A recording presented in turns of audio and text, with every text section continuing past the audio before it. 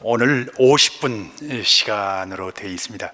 사실 3개의 세션이었다가 그렇게 됐다는 얘기를 나중에 들었습니다만, 지금 이 세션이 금융개혁은 빼고 재벌개혁, 조세개혁으로 넘어갑니다.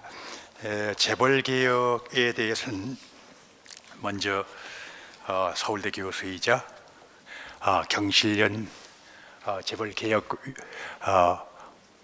연구원장입니까? 위원장입니까? 예, 그래. 박상인 교수께서 발제를 해주시고, 인하대학교의 김준방 교수와 동국대 민세진 교수께서 토론을 맡아주시겠습니다.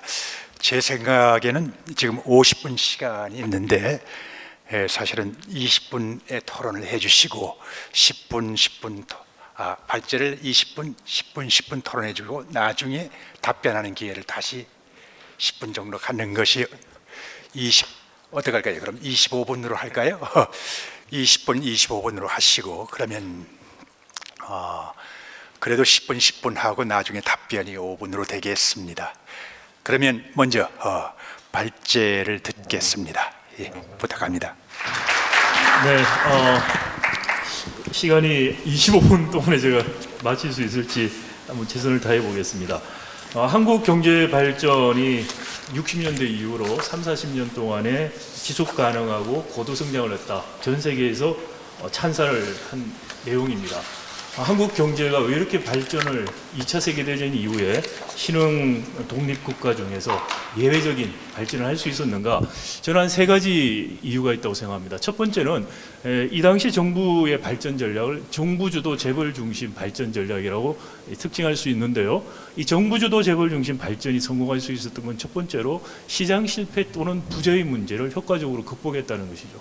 이 당시에 금융시장이라는 것이 형성이 거의 안 돼 있었고요. 국내 자본 축적이 없었고 국내 기업의 신인도는 낮았기 때문에 외국의 자본을 가져오는데 한계가 있었던 것이죠. 그래서 정부가 차관으로 또는 산업은행을 통한 보증을 통해서 자금을 가져와서 그것을 재벌 대기업들에게 나눠주는 식의 시장에 개입하는 금융시장의 부재 문제를 극복하는 데 효과적이었다. 이때부터 우리가 관치금융의 문제, 산업정책과 관치금융, 금융정책이 결합된 강력한 정부 주도 정책을 할 수 있었던 것도 이런 시장의 부재를 극복하는 과정에서 일어났다고 생각이 됩니다. 또 하나는 그 LG 구자경 전 회장 자서전을 보면 이런 말이 나옵니다. 화장품을 만들었는데 화장품 용기를 플라스틱 만드는 기업이 없더라. 그래서 우리가 플라스틱 용기도 만들기 시작했다. 재벌이 수직 계열화가 되면서 부품 소재 시장의 부재 문제를 극복하는 데 굉장히 효과적으로 대응했다는 것이죠. 그래서 정부의 관치금융 그리고 재벌의 수직 계열화가 시장의 실패 또는 부재 문제를 효과적으로 극복했다. 이 당시에 평가할 수 있겠습니다. 두 번째는 이 당시의 성장 전략은 모방을 통한 추격형 전략이었습니다. 일본을 사실 모방했습니다. 이때 중요했던 것은 얼마나 빨리 따라가느냐 문제였습니다. 무엇을 하느냐의 문제가 아니고 얼마나 빨리의 문제였고, 정부 주도 재벌 중심의 이른바 군사적인 코맨드 앤 컨트롤 시스템, 통제와 명령의 시스템이라는 것이 굉장히 효과적으로 자원 동원 체계가 되었다는 것입니다. 근데 제일 중요한 것은 세 번째라고 생각합니다. 정부의 보상 체계가 굉장히 친경쟁적이었다는 겁니다.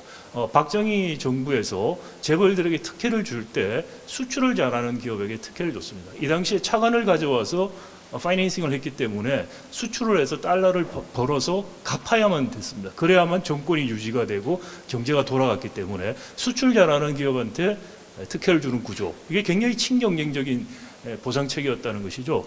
1970년대 필리핀의 마르코스 대통령도 박정희 개발 체제를 모방한 적이 있습니다. 근데 실패했습니다. 제가 오래전인데요, 필리핀 학자들하고 만났을 때 마르코스와 박정희의 차이가 뭐였던 것 같느냐 물어봤습니다. 근데 이분들 말은 마르코스는 특혜를 친인척과 친구들에게 줬다는 겁니다. 관계에 의한 이른바 크로니 캐피털리즘이 작동이 됐다는 것이죠. 거기에 비해서 박정희 개발 체제는 수출 잘하는 기업한테 특혜를 주는 굉장히 친경쟁적인 보상 체계가 작동됐다. 저는 이 세 번째가 가장 중요한, 3가지 중에서도 가장 중요한 한국 경제가 성공한 요인이었다고 생각이 됩니다. 그런데 한 2000년대 들어오면서부터 이 정부 주도 재벌 중심의 발전 전략에 한계가 왔다. 이인실 부회장님도 말씀하신 것처럼 학계 관계할 것 없이 언론 이야기를 계속했습니다. 그럼에도 불구하고 지금 현재 문재인 정부조차도 정부 주도 재벌 중심의 발전 전략이라는 이 패러다임에서 벗어나지 못하고 있다라는 것이죠. 왜 그러는가? 왜 이 발전 체계가 더 이상 작동이 되지 않고 왜 여기서 벗어나지 못하는가? 첫 번째, 이 세 가지 장점들이 다 없어졌다는 겁니다. 쉽게 생각해 보실 수 있는 거, 금융시장 발달했습니다. 부품 소재 시장 발달했습니다. 정부가 개입하고 재벌 대기업의 수직 계열화가 부작용을 낳는 부분은 더 커졌는데 긍정적으로 시장 실패를 보완하는 역할은 없어져 버렸다는 것이죠. 부작용들이 지금 심하게 나타나고 있다. 모방을 통한 성장에도 한계가 도달한 거죠. 이른바 혁신을 통해서 성장을 해야 되는 단계로 우리가 성장을 했는데 여전히 모방형 성장 전략에 적합했던 정부 주도 금융정책 챔피언을 발굴하겠다는 정책을 유지하고 있다는 것입니다. 자, 그리고 재벌의 경제력 집중이 재벌 중심 발전 전략을 통해서 굉장히 심화가 되었는데 재벌 체제 하나가 하나의 경제 블록을 만드는 현대자동차가 있고 그 밑에 1차 밴더, 2차 밴더가 쭉 가는 하나의 블록, 삼성전자 블록, LG 블록, 경제가 블록화되고 있다라는 것이죠. 근데 이 블록화된 경제 자체가 굉장히 비경쟁적이고 비시장 친화적인 체제로 자원 배분을 하고 있다. 그래서 정말 어떻게 보면은 크로니 캐피털리즘이 지금 우리나라에 작동하고 있다라는 것을 문제, 왜 발전 전략에 한계가 왔는가에 대한 근본적인 저희 진단입니다. 왜 안 바뀌느냐? 강력한 기득권이 형성됐다는 거죠. 정부 주도 재벌 중심 경제 발전 결과 재벌이라는 강력한 경제 기득권이 생겼습니다. 이게 여기에 협조하고 같이 거온 관료 집단이라는 강력한 기득권 집단이 생긴 것입니다. 정부 주도 재벌 중심 발전 전략이라는 패러다임을 바꾼다는 것은 기득권과 상충이 생깁니다. 우리 이제 자료들에서 뭐 여러 가지 나옵니다. 재벌의 경제력 집중이 심화되었다는 거, 계열사 수뿐만이 아니고 GDP 대비 자산이나 매출액을 보더라도 97년 외환위기 이전까지 올라가다가 조금 떨어졌다가 2000년대 와서 계속해서 증가하는 걸 볼 수 있습니다. 특히 4대 재벌로의 집중의 심화도 여러 가지 지표를 통해서 이미 알고 있는 우리 현실입니다. 자, 이런 그 현실을 좀 더 구체적으로 한번 수치를 통해서 예들을 통해서 한번 보겠습니다. 경제 성장률이 지금 우리가 저하되고 있다, 위기다 이런 이야기들이 나오는데요. 실질적인 잠재 성장률 또는 장기 성장률 측면에서 볼 때 이런 저하가 더 심각하다는 인식들을 하고 있습니다. 한국 경제를 이끌어왔던 제조, 수출 이것이 얼마나 급격하게 지금 나빠지고 있는가. 특히 2010년, 11년을 전후해서 굉장히 급격하게 나빠지는 것이 보이고 있습니다. 수출 증가율을 보시면은 OECD 평균에 비해서 우리가 계속 높은 증가율을 유지하다가 2011년부터 와서는 그거보다 낮아지면서 급격하게 지금 떨어집니다. 이거와 같이 맞물려서 볼 수 있는 것이 제조업의 평균 가동률입니다. 2010년, 11년에 한 80% 초반에 있던 것이 7, 8년 사이에 거의 10%포인트를 쭉 떨어지고 있다는 것이죠. 자, 이런 현상들이 보여주는 것은 무엇이냐? 한국 경제의 위기라고 할 때 그 위기는 저는 아직 실현되지 않았다고 생각이 됩니다. 왜 위기라고 하냐면 이것을 내버려 두면은 위기 국면으로 갈 수 있다. 근데 그 원인이 무엇이냐? 제조업의 위기다 저는 생각합니다.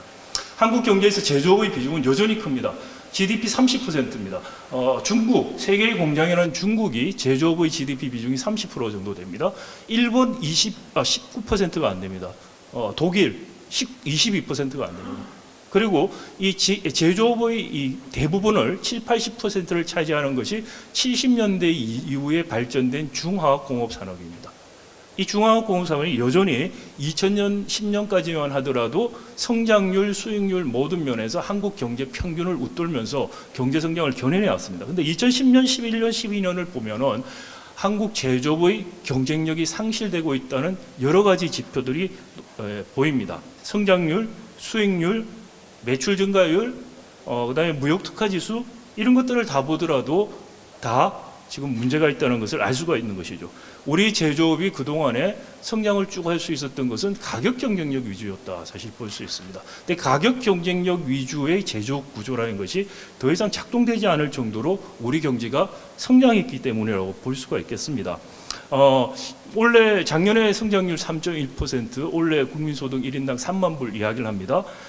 지금 반짝 좋아진 효과가 문재인 정부 1년 차에 나왔습니다. 저는 이게 curse in disguise일 가능성이 크다.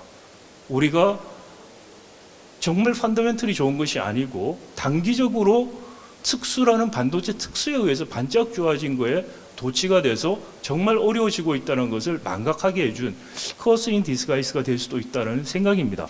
반도체 삼성전자 주가를 한번 보시면은요, 최근 3년을 보시면은 2016년, 17년에 쫙 올라갑니다. 반도체 특수에 대한 기대와 그것이 반영됐습니다. 2018년 들어와서부터 떨어지기 시작합니다.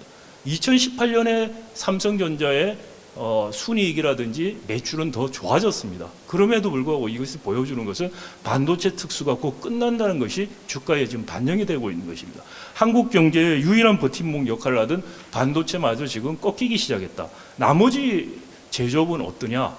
지금 최근에 이제 자동차 조선 이야기가 되고 있습니다. 자동차 산업 이른바 샌드위치, 넛크래커 효과가 지금 일어나고 있다는 이야기를 합니다. 하이엔드 쪽에서 기술 혁신에서 뒤지고 로엔드에서는 가격 정정에서 밀려서 양쪽 시장을 다 잃어버리고 있다. 그것이 하청 기업들 수익성 악화와 줄도산의 가능성까지 지금 가고 있다. 자동차뿐만이 아니고 우리 주력 산업들이 이와 유사한 운명을 맞이할 수 있다. 이것이 이제 한국 경제에 대해서 위기감을 느끼게 하고 여기에 대해서 선제적인 우리가 대응이 필요하다라는 이야기를 많은 학자들의, 저를 포함해서 많은 학자들이 하고 있는 것입니다. 위기 의식이 있다는 것은 이 위기에 대처해서 그 위기를 모면하자는 것입니다. 흔히 정부에서 거기에 대해서 위기라고 말을 한다는 것이 정부에 대한 불신, 정책 흔들기라는 식으로 받아들이는 것은 굉장히 잘못된 생각이다, 저는 생각이 들고요. 이런 위기를 극복하기 위해서라도 개혁이 필요하다라는 식으로 정부가 입장이 정리가 되는 것이 당연한 일이라고 저는 생각을 하는데, 오늘 김현철 보좌관님 말씀을 들어보니까 그렇게 생각을 안 하는 것 같아서 제가 당황스러웠습니다. 좀 계셔서 들었으면 좋을 텐데 다들 너무 바쁘셔서 말씀은 안 듣고 다들 회의 때문에 자리를 떠나세요. 회의를 하루 종일 하시는 것 같은데 대부분 잘 모르겠습니다. 자, 재벌 체제가 왜 그러면은 이 위기의 근본적인 원인이라고 생각하느냐? 말씀드린 것처럼 우리 재벌이 수직 계열화를 통해서 1차 벤더에 해당하는 것들이 계열사가 하거나 돈 될 거는 자기들이 하거나 친인척이 하거나 가신들이 합니다. 그 밑에 2차 벤더들이 붙어 있습니다. 2차 벤더들은 전속 계약 관계입니다. 하나의 경제 블록을 형성하고 있습니다. 경쟁이 없습니다. 재벌이 1차 벤더를 나눠주는 그 자원 배분은 마르쿠스가 70년대 친인척들하고 친구들한테 특혜를 줘서 나눠주는 것과 똑같은 식의 자원 배분을 하고 있는 것입니다. 경쟁이 없을 때 중간재 산업에서 혁신이 일어날 수 없다라는 거, 생산성 향상이 일어날 수 없다는 것은 여러 가지 예들이 있습니다. 미국의 1960년대 자동차 산업의 예가 있습니다.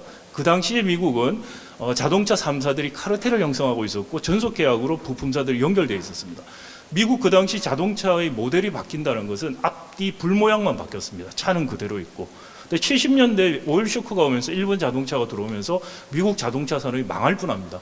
그런데 어떤 일이 벌어지냐면 일본 자동차 메이커들이 미국에 와서 공장을 짓고 현지 부품 조달을 하면서 이 전속 계약 단막 구조가 깨집니다. 그래서 미국 자동차 부품 산업이 빨리 발전하고 이 자동차 산업 발전이 미국 완성차의 품질을 높이는 식으로 가서 미국 완성차 시장이 무너지는 것이 막아진 그런 역사가 있습니다. 제가 하는 이야기가 아니고 시카고 비즈니스쿨에 있는 두 교수가 쓴 Saving Capitalism from the Capitalist, 자본가로부터 자본주의 구하기라는 책에 나오는 예시입니다. 이뿐만이 아니고 우리나라도 한번 생각해 보십시오. 많은 예들이 있습니다. 우리도 혁신적인 기업 생각해 보시면 어떤 기업이 떠오르시나요? 최근에 신생 혁신 기업, 네이버, 카카오톡, 그 인터넷 게임 회사들, 아모레 퍼시픽, K-팝, B2C입니다. 비즈니스 투 컨슈머, 엔드 유저가 소비자인 산업에서는 혁신이 일어납니다. 그런데 B2B, B2C보다 매출 규모가 4배나 큰 B2B에서는 혁신이 없습니다. 대표적으로 SI 산업 같은 거 대표적인 일감 몰아주기 산업이고 혁신이 없는 산업. 혁신의 기회가 없고 공정한 경쟁의 기회가 없는 중간재 산업에서 혁신이 일어나지 못하죠. 자, 그리고 그 밑에 있는 2차 벤더들한테는 단가 우려치기가 일어나고 있습니다. 전속 계약에서 단가 우려치기가 일어납니다. 자, 그리고 기술 혁신이 좀 일어나면 기술 탈취가 만연합니다. 원래 여러 언론 매체를 통해서 기술 탈취가 만연한 것들이 많이 보도가 되고 있습니다. 단가 우려치기 당하고 기술 탈취가 일어나면은 혁신할 여력도 없고 혁신할 요인이 없어집니다. 혁신할 요인과 여력이 없어지는 데서 혁신이 일어날 수 없습니다. 현대자동차 케이스가 대표적인 예입니다. 단가 우려치기를 통해서 부품에서 가격 경쟁력으로 2015년까지 잘 나갔습니다. 자, 그러니 어떻게 되느냐? 현대차 자체도 혁신할 요인이 없어지는 겁니다. 단가 우려치기로 쉽게 잘 먹고 잘 사는데 굳이 혁신할 이유가 있습니까? 한전 부지를 10조 원을 샀습니다. R&D 지출은 경쟁 사업자들의 반이나 3분의 1 정도밖에 안 했습니다. 그 결과 어떻게 됐습니까? 커넥티드카 전기차가 나오는 하이엔드 쪽에 혁신을 따라갈 수가 없습니다. 가격 단가 우려치기로 가격 경쟁력을 유지했던 로엔드 마켓 중국차, 인도차가 쫓아오면서 경쟁력을 잃었습니다. 갑자기 REV 시장이 다 없어지고 있습니다. 현대차가 2015년 이후 올해 나타나고 있는 위기의 본질이 바로 여기에 있다. 이런 위기가 일어나는 것은 산업이 발전하면서 경제가 발전하면서 일어나는 현상입니다. 1990년대 초에 한국이 쫓아오면서 일본, 독일, 북유럽 국가가 똑같은 경험을 했습니다. 어떻게 대응했느냐 이들은. 제가 몇 년 전에 덴마크를 간 적이 있습니다. 덴마크 교수들에게 이런 이야기를 들었습니다. 우리가 과거에 조선 강국이었는데 한국 때문에 다 망했다 이렇게 말을 해요. 그러고는 조금 있다가 하는 말이 그래도 주요 부품이나 설계는 우리한테서 한국이 사간다. 90년대 이 선진공업 국가들은 한국 같은 개도국이 쫓아오면서 가격 경쟁력에서는 자기들이 살아남을 수 없다고 생각을 하니까 이 최종재 조립 부분은 해외로 나갑니다. 그리고 국내 산업은 고부가치를 생산하는 중간재 특수재 중심으로 재편이 일어납니다. 그러면서 산업 진화가 일어났습니다. 우리 산업은 그 진화가 단절됐습니다. 그 진화가 단절되는 이유가 바로 혁신의 기회가 없고 혁신의 유인이 없는 그것을 만드는 것이 바로 재벌 중심의 경제 불락화, 수직 계열화, 일감 몰아주기, 기술 탈취 이런 부분들이다. 재벌 개혁을 제가 하자고 이야기하는 이유 중에 하나도 바로 이런 체제를 통해서는 더 이상 혁신을 할 수가 없다. 재벌 체제의 경제 불락화라는 것이 단지 생산뿐만이 아니고 혁신에 대한 노력에서도 나타납니다.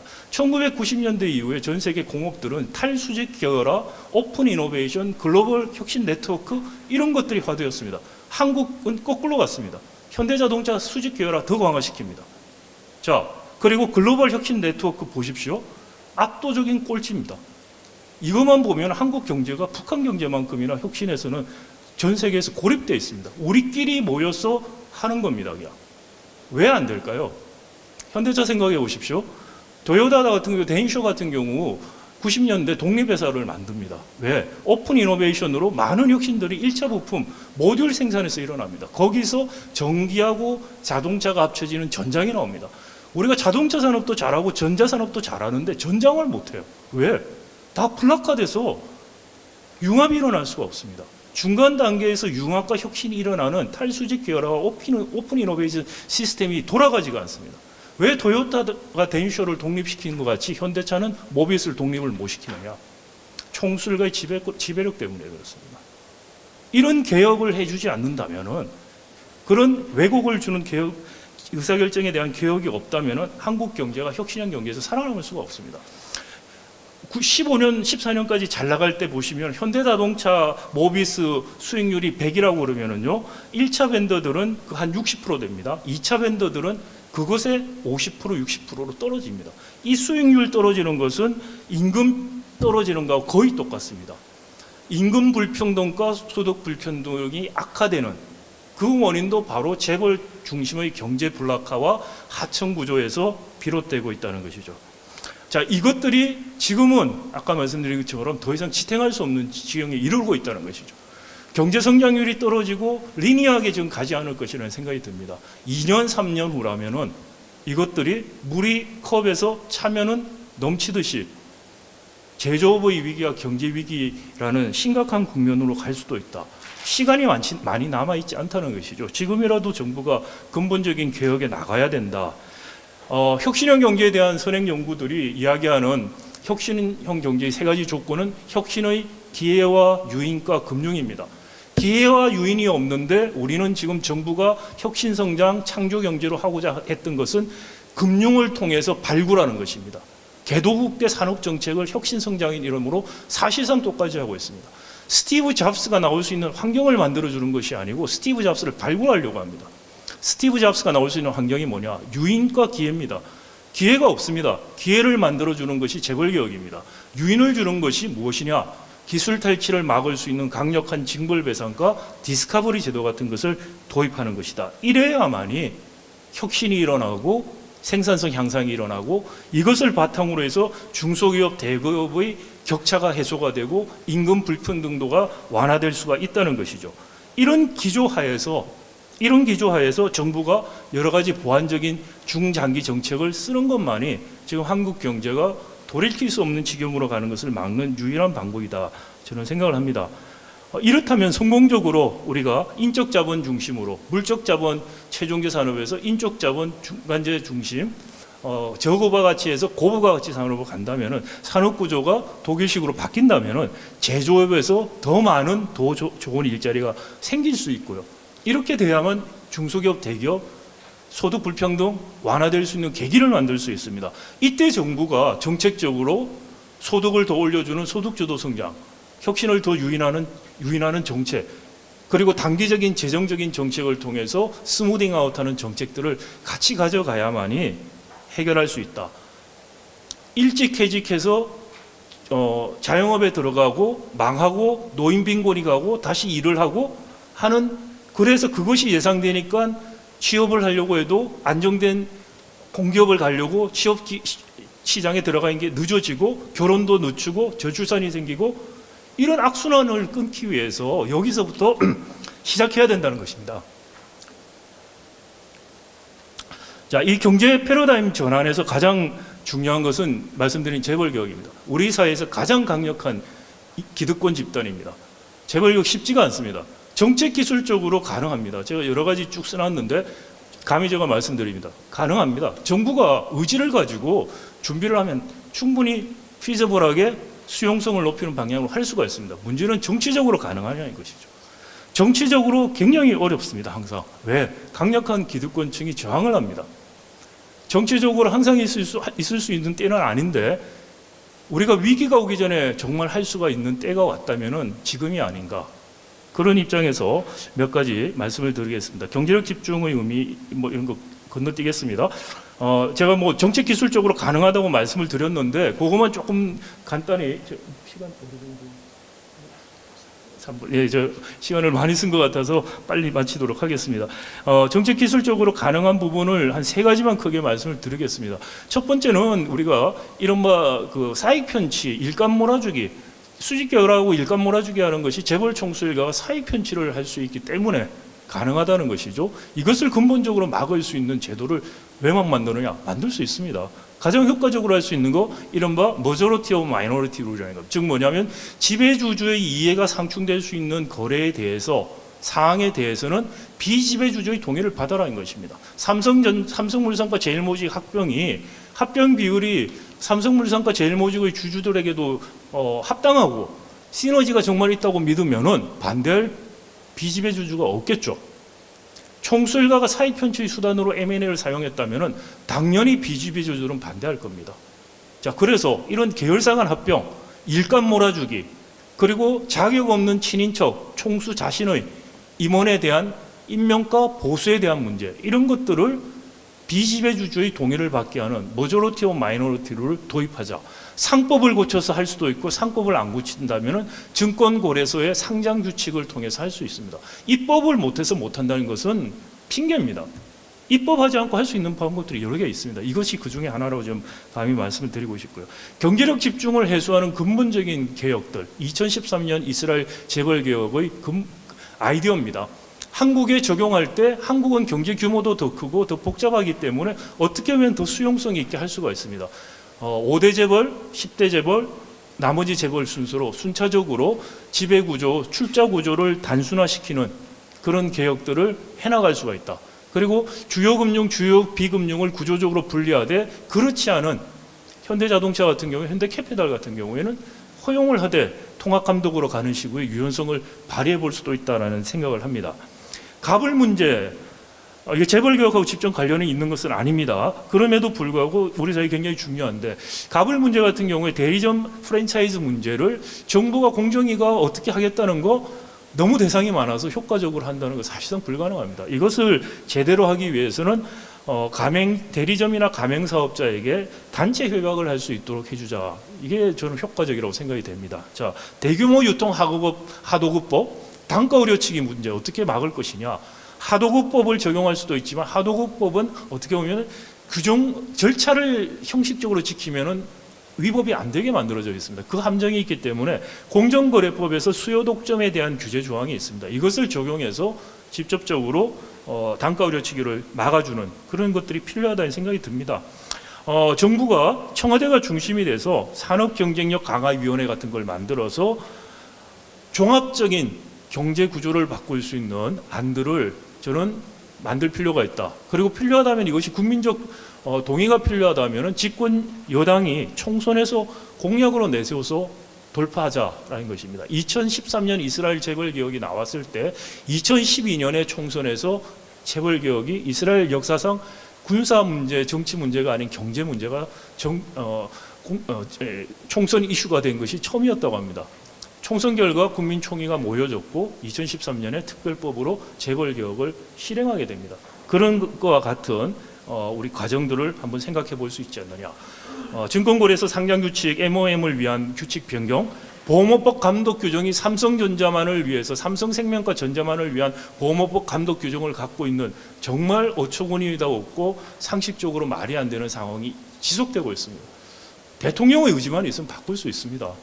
삼성 보호모법 감독 규정이 말이 안 되는 분자와 분모를 따로 다른 기준으로 계산을 해서 삼성생명이 전자주식을 그렇게 많이 보유할 수 있게 하는, 삼성생명의 보험가입자에게 그토록 엄청난 위험에 리스크에 노출되게 만들어 놓은 이런 말이 안 되는 제도를 대통령이 입법적으로 바꾸지 않으면 이 감독 규정은 언제까지 우리가 바꾸겠다고 말씀을 하신다면 개혁의 물꼬는 터진다고 생각합니다. 그리고 나서 재벌과 여러 이해관계자들까지 재벌 개혁안에 대해서 의견을 받아서 좋은 개혁안을 만들 수 있다. 위기가 오기 전에 문재인 정부가 할 수 있고 꼭 해야만 되는 일이다. 이렇게 생각합니다. 감사합니다. 예, 수고하셨습니다. 재벌을 빼놓고 우리나라의 개혁을 얘기할 수 없죠. 재벌이 한때는 잘 작동했지만 지금은 오히려 혁신을 가로막는 장애 요인이 되고 있다. 그래서 2013년 이스라엘의 재벌 개혁을 본따서 우리나라에도 이 증구조를 만들고, 또 어려운 얘기입니까? 소수 중 다수 의결권을 행사하도록 하고, 그러니까 관계자들 대규모 투자자 주주를 빼고 남은 소수 투자자 중에서 다수결에 의해서 임원 선정, 임원 보수 같은 것을 맞게 결정하도록 하자. 가맹점끼리 어떤 단체 협약을 하게 하자. 나아가서 구체적으로 정책실장 아래 청와대의 경쟁력 강화위원회를 만들어서 추진하도록 하자 등의 아주 실천적인 아이디어까지 해주셨습니다. 그럼 두 분 토론께 10분이 다 돌아가지는 않겠습니다만 될 수 있는 대로 10분 내에 조금 줄여가지고 해주셨으면 고맙겠습니다. 먼저 김진방 교수부터 시작하시죠. 예, 김진방입니다. 발표 잘 들었고요. 이 경제 분석과 관련해서 종종 쓰이는 비유가 의술에서 의학에서 쓰는 그 용어인 진단과 처방이라는 것으로서 사용됩니다. 오늘 박 교수님이 발표하신 것도 우리가 진단과 처방으로 나눠 볼 수 있을 텐데요. 여기 첫 번째 네 부분으로 나눠서 오늘 발표를 하셨는데, 첫 번째를 제외한다면 두 번째, 세 번째가 진단에 해당될 것이고, 마지막 재벌 개혁과 관련한 여러 가지 내놓은 것은 처방에 해당될 것입니다. 그 진단과 처방 부분에서 오늘 주장하시고 소개하신 내용들에 대해서 대부분은 제가 동의를 합니다만, 부분적으로 좀 의아스러운 부분도 있고요. 그리고 무엇보다도 그 진단과 처방 사이의 연결 부분에서 저는 좀 의심을 갖고 있습니다. 그래서 그 두 가지 측면으로 나누어서 제가 좀 말씀을 드리면은, 우선 진단과 관련하여 우리 경제 전체의 위기를 말씀하셨고 특히 제조업의 위기를 말씀하셨어요. 근데 이제 경제 위기로서 뭐 객관적인 지표나 수량적인 지표로서 경제 성장, GDP 증가율, 수출 증가율, 제조업 가동률 뭐 이런 들을 들었는데 글쎄요, 저는 뭐 그런 3%를 약간 밑도는 성장률이 위기의 징후다라고 볼 수 있겠느냐 하는 점에서 저는 좀 의문이고요. 또 제조업 가동률 이거야말로 어떤 경기 변동의 혹은 구조 조정의 그러한 드러난 현상으로서 우리가 오히려 이해해야 되지 않을까. 수출 증가율은 더 말할 필요도 없고요. 그래서 그러한 지표들에서 위기를 감지한다는 것은 저로서는 좀 선뜻 동의하기 어려운 부분이다.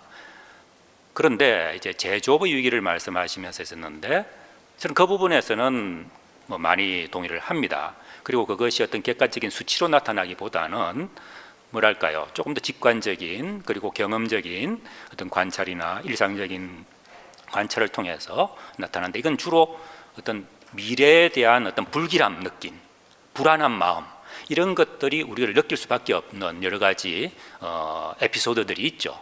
뭐 현대자동차가 중국에서 중국 시장에서 아주 어려움을 겪고 있다.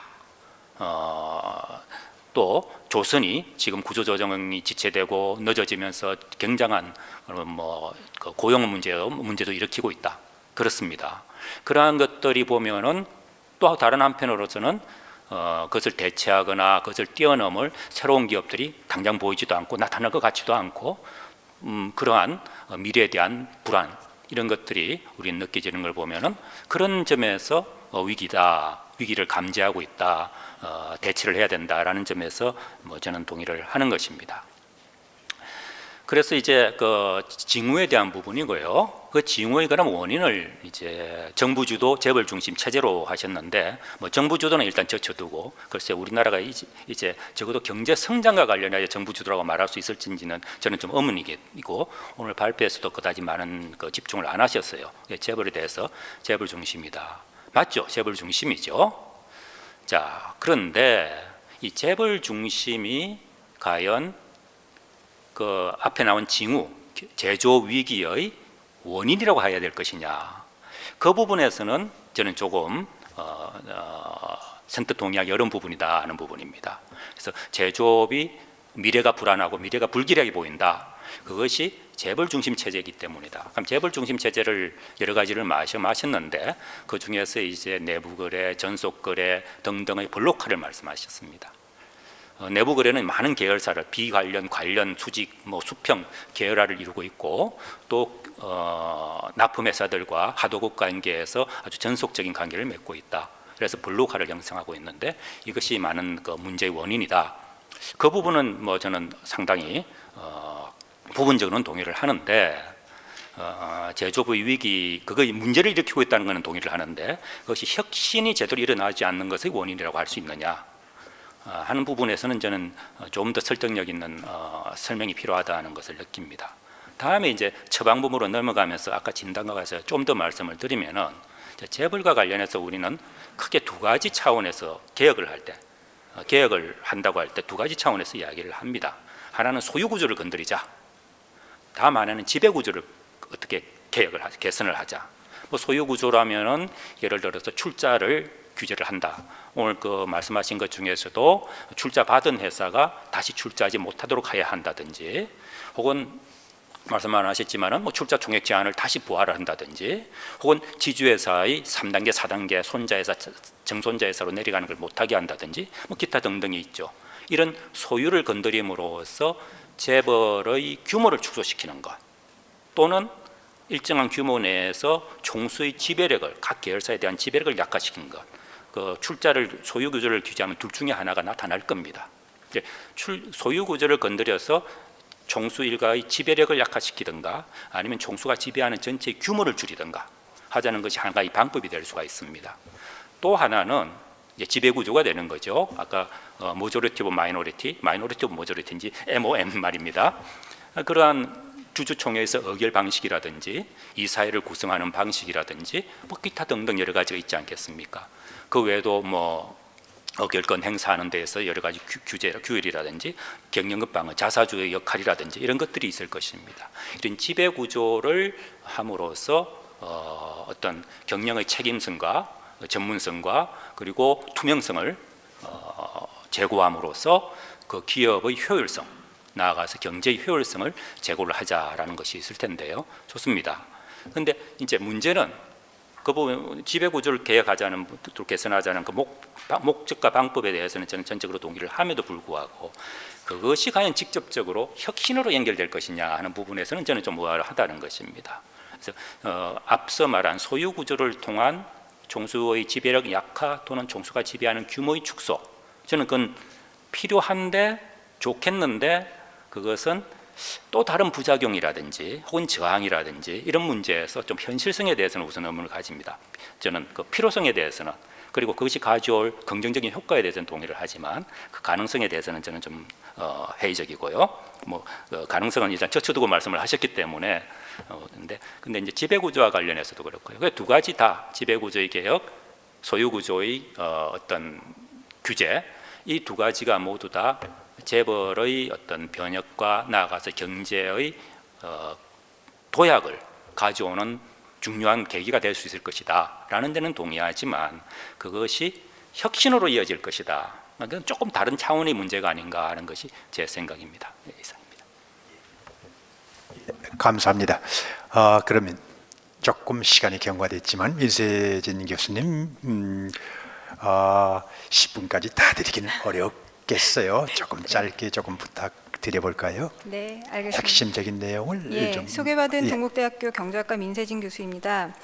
저는 오늘 박상인 교수님 발표하신 내용 중에서 정부 주도 재벌 중심 경제 성장 전략이 더 이상 작동하지 않는다라고 하신 부분에 대해서는 100% 공감을 합니다. 그리고 사실 이건 무슨 개인적인 견해가 아니라 우리나라 글쎄 전 국민이 공유하고 있는 생각이 아닐까 싶어요. 더 이상 과거의 전략으로는 계속할 수 없다 라는 부분에 대해서는 좀 공감대가 크리라고 생각을 합니다. 다만 제안하신 부분, 그래서 해결책으로서 경제력 집중 해소를 위해서 기업 집단 해체 수준의 정책 선회가 필요하다라는 말씀을 하셨고, 이제 그걸 그 재벌 개혁으로 말씀을 하신 것 같은데, 거기에 대해서는 사실은 이견이 있습니다. 근데 왜 이견이 있을까? 제가 자료를 미리 받아서 이렇게 고민도 해봤고 오늘 발표를 들으면서도 고민을 해봤는데 이런 인식의 차이인 것 같습니다. 저는 제가 아무리 책상에 앉아서 삼성전자와 현대자동차의 미래를 고민을 한들 그들이 혁신과 성장을 통해서 더 돈을 벌려고 노력하는 것만큼에 쫓아갈 수 있을까라는 근본적인 회의를 가지고 있습니다.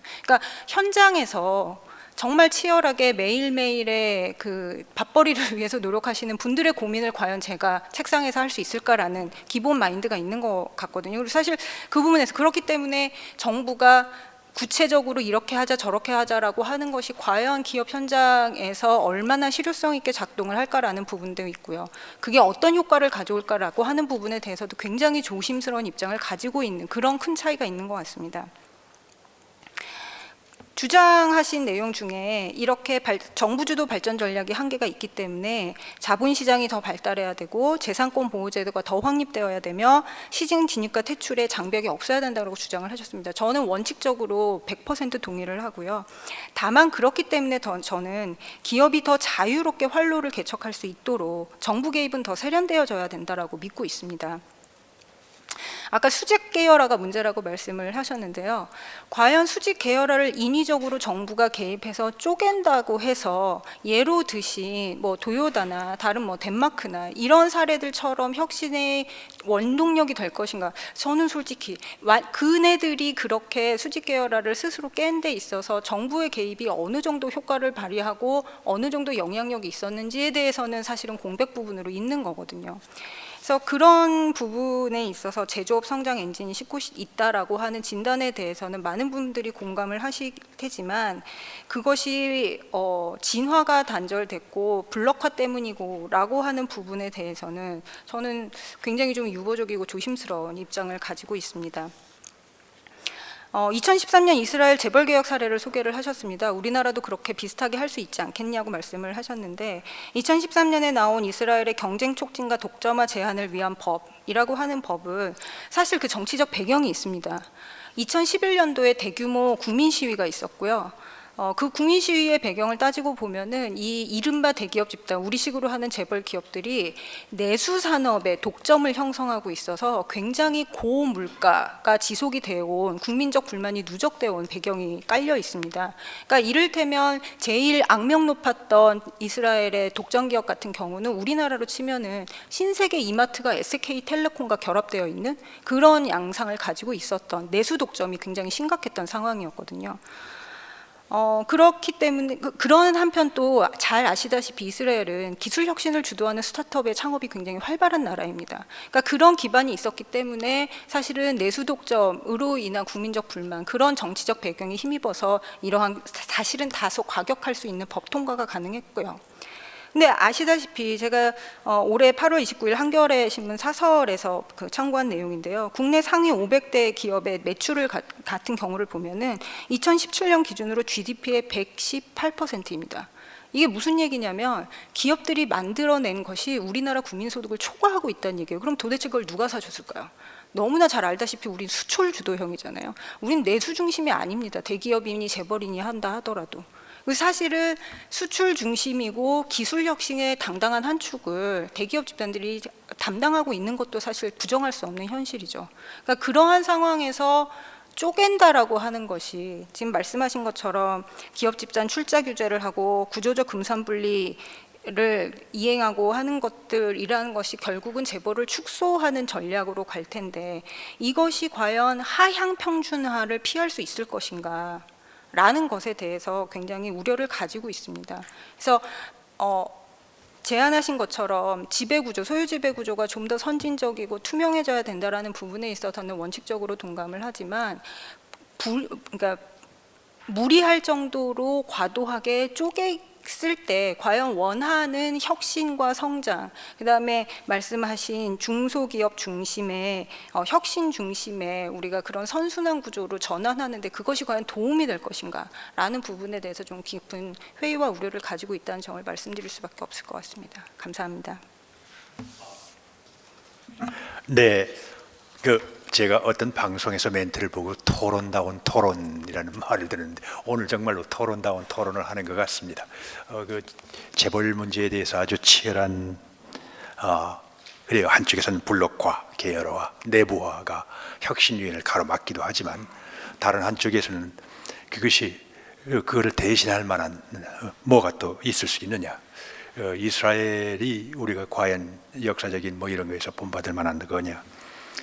우리 질문, 답변을 많이 못 드립니다. 정말로 생략할 수 없어서 드리는 것 뿐입니다. 시간은 벌써 지났는데 3분만 드리겠습니다. 예, 답변해 주시죠. 예. 이게 사실 굉장히 광범위한 내용을 짧게 말씀을 드리고 하다 보니까 조금 전달이 좀 안 돼서 오해가 있는 부분도 있는 것 같습니다. 예를 들어서 성장률 3% 좀 낮은 게 가동률이 결과 아니냐, 결과로 말씀을 드린 거예요. 위기 징표라는 것이 그게 원인이라는 것이 아니고, 근데 그런 징표가 나타나는 것을 우리가 어떻게 이해할 것이냐, 제조업의 위기가 지금 나타나고 있다, 이렇게 이해를 하자라는 것이고요. 그 재벌 개혁을 하자는 말씀, 이게 해체를 하자, 쪼개자, 정부가 인위적으로 쪼개고 이거 하라 저거 하라 이렇게 하자라는 식으로 오해를 하시는 것 같아요. 그런 의미는 아닙니다. 재벌의 우리 지주회사 같은 경우도 출자 단계 규제가 이미 있습니다. 지금 말씀드린 것은 지주회사 체제가 도입됐을 때 수준의 경제력 집중이 지금 더 강화가 됐는데도 지주회사 규제가 완화되면서 더 강화가 됐죠. 그 정도 수준으로 되돌릴 수 있고 그것도 순차적으로 할 수 있다는 것이고, 궁극적으로 이런 개혁을 해주는 목적은 재벌 총수일가의 유인 체계를, 재벌 총수일가가 돈을 벌 수 있는 유일한 방법은 회사를 통해서 이윤을 창출해서 버는 것 말고는 없게 만들자는 겁니다. 자, 그러면은 왜 경제력 집중 이야기가 왜 나오느냐? 지금 말이 안 되는 많은 법이라든지 프랙티스, 언론, 사법에 대한 재벌의 영향력, 이런 것들이 경제력 집중의 문제라는 것이죠. 기본적으로 많은 리소스들을 특정 가문인가 개인이 통제함으로써 생기는 전형적인 문제다. 이것들을 줄여주기 위해서 출자 단계 규제를 하자. 그 출자 단계를 줄인다고 해서 네가 못하고 뭐 팔아라고 말하는 거 아닙니다. 그것은 거기 규제에 맞춰서 셀프 셀렉션을 하게 만드는 것이죠. 더 전문화되고 더 업종이 포커스가 되도록 그것도 자기들이 정해서 가도록 하자는 것이고, 그 기준이 뭐냐면은 사회나 정치에 대한 영향력 확대를 통한 총수일가의 사익 편취나 세습이 아니고 돈을 더 벌기 위해서, 돈을 더 많이 벌어서 애들한테 주는 것 말고는 달리 방법이 없는 식의 유인 체계로 만들어 주자라는 것입니다. 이것은 가장 친시장적인 개혁을 하자는 것입니다. 사실은 이스라엘에서 재벌 개혁을 2013년에 한 정부는 네타냐후 우파 정부입니다. 좌파가 한 게 아닙니다. 시장 경제를 위해서 무엇이 필요하냐, 경제적 집중과 시장 경제와 민주주의는 양립 불가능하다는 것을 믿는 사람들이 한 것입니다. 좌파 우파의 문제가 아니다. 이것은 시장과 재벌주의자의 대립의 문제라고 저는 생각이 됩니다. 시장이라고 말을 하고 사실은 나는 재벌주의자라고 말을 하신 분들이 한국 경제학에 너무나 많습니다. 시장 경제를 정말 믿으시는 분은 재벌 개혁을 하자고 말씀을 하셔야 됩니다. 그러지 않고 시장 경제를 말하는 것은 시장이라고 말하고 재벌이라고 의미하는 것이라고 저는 강히 말씀을 드리고 싶습니다. 그리고 재벌 개혁에서는 소유 지배 구조, 투자 구조와 코퍼레이트 가버넌스 규제의 컨비네이션을 어떻게 하냐는 겁니다. 소유 지배 구조를 단순화하면 할수록 코퍼레이트 가버넌스 규제를 약화시킬 수가 있습니다. 거꾸로 소유 지배 구조가 복잡한 걸 허용하면 코퍼레이트 가버넌스 규제를 강화시켜야만 제가 말씀드린 유인 일치, 총수 일가의 사익 추구가 사회의 바람직한 방향으로 회사를 잘하는 것만으로 가도록 할 수가 있다는 것이죠. 그 컨비네이션은 정책 기술적인 문제다 말씀을 드리고, 거기에 대한 충분한 토론과 논의를 거쳐서 저는 수용 가능한 안을 만들 수 있다고 말씀드리고 싶습니다. 네, 감사합니다. 감사합니다. 첫 번째 세션을 이것으로 마치도록 하겠습니다. 네, 또 뵙겠습니다.